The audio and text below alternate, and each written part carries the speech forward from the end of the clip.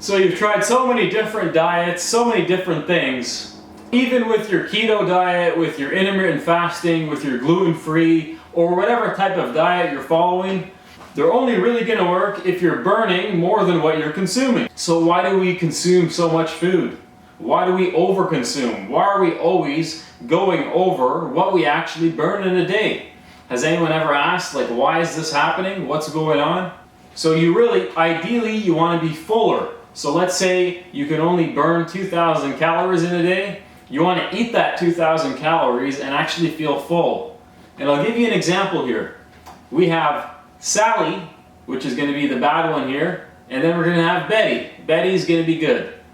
So Sally, she can eat 2,000 calories a day. She's trying every food trends diet, every diet she could find in books and whatever and whatnot. And she'll eat that 2,000 calories and she'll still feel like so hungry. She'll still feel so hungry, still feel extremely unsatisfied, and she'll always end up reverting back to her former self, which is just eating anything and everything in sight and not really giving a crap about anything. And then we have Betty. Betty's a smart one. Betty listens to me. So she's so full all the time, she can't even fit any more food in. She'll eat that 2,000 calories and she'll just be so full she can't eat another single thing, and what she's eating is what she's going to be eating for the rest of her life. She's going to deviate a little bit, but she's never going to just totally spill over and go crazy and eat everything in sight. Which diet do you want to follow? Do you want to follow the yo-yo diet where you're trying something and then it doesn't work and then you go back? Or do you want to just keep doing things that make sense? Do you want to be smart? So, what did I do here? I tried to research and find a pretty good study to illustrate the concept of fullness.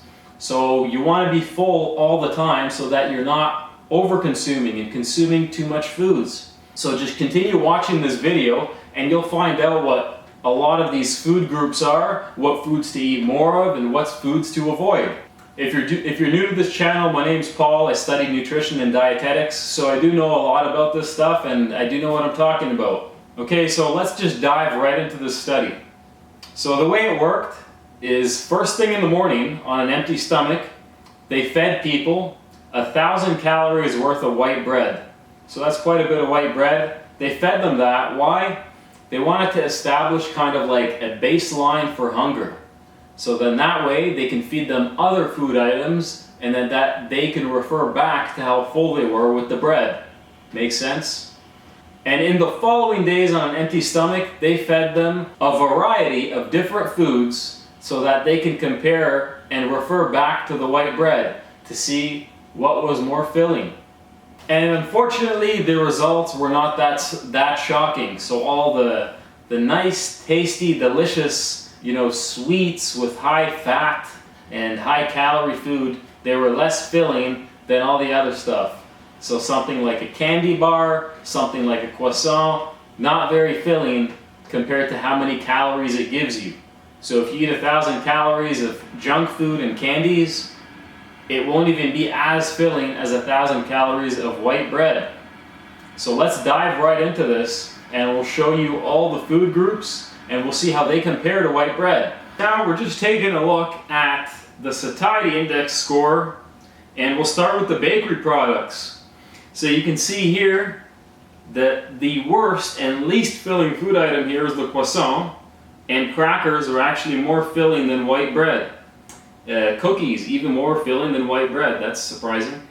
Donuts, not so surprising. Cake, not so surprising. So really the tastiest stuff on there, not as filling. Obviously this doesn't mean never eat a croissant, never eat a piece of cake. Doesn't mean that. It just means don't eat them every day. Eat them in moderation. Right? And then snacks. Let's look at snacks. So do you want to eat potato chips or do you want to eat popcorn? That's a no-brainer, right? Obviously, don't be putting a ton of butter on the popcorn. Maybe just a little bit of butter spray, some sort of pan-flavored butter spray, right? So then you got jelly beans. Jelly beans actually more filling than white bread. A little bit weird. The yogurt here, actually pay attention to that. It's actually a sugary flavored higher fat yogurt that they used here. So obviously if you're using a 0% or a 0% Greek yogurt, those are much better options. Those will keep you full. Just ignore the yogurt there. The peanuts, obviously the peanuts, it's a very high calorie, high fat nut. It tastes great. Peanut butter tastes great. Only eat it in moderation. You could also use a PB2 powder and get creative with that. A Mars bar, like any other chocolate bar, of course, it's going to be extremely high calories, and I can probably easily eat 2,000 calories worth of chocolate myself in one sitting. And moving on to breakfast cereals, obviously the higher fiber, all bran and porridge is going to be better, the better option there. The porridge being hugely better than white bread, that's crazy. And if you put cinnamon in it, it'll actually even make it digest slower. So you could put cinnamon in your porridge, you could put some sort of natural sweetener, and that way you'll avoid adding sugar to it also. So porridge, a great option to keep you full. And then we got proteins. So proteins, obviously you want a leaner cut of protein. Obviously you want leaner cuts. So when you're talking steak and fish, you're going to want the leaner ones. With fish, you should occasionally eat a fatty piece of fish. And then we got the king of all foods that make you full is actually a boiled potato. So it doesn't say here how they made it, you have to read the study. It was actually a boiled potato that was way more filling than the white bread. You can definitely use that, you can put it in soups, etc. And the potato will keep you very full. I would probably say it's because it absorbs so much water, and then that way that slows down the digestion even more. And fruits, any kind of fruit is going to be better than white bread. So the whole fructose is bad, fruits are bad.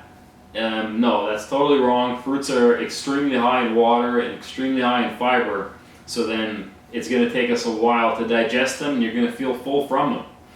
So what do we take away from this here? The main thing we take away is that fullness does not always equal how many calories you're eating. So fullness is kind of just like a signal in the body. It's not necessarily real, and it's not necessarily fake. Our body wants calories, it wants fat, it wants sugar, but it's used to us getting them in a less processed state. That's why we still continue to feel hungry when we're eating these croissants and these cakes, because they're stripped of all the fiber, of all the water, and and they're really low in protein also. So the foods that are higher in water, fiber, and protein are just going to keep you full, and that's what you need to focus most of your diet on. As long as you're doing that and you're only eating the other foods in moderation, you will lose weight without even trying, really. Like, this is just so easy to implement, and you got to implement it now. So if you do like this content and you want to see more, go ahead and like this video, share it, leave a comment on what you want to see, and I'll catch you guys on the next video.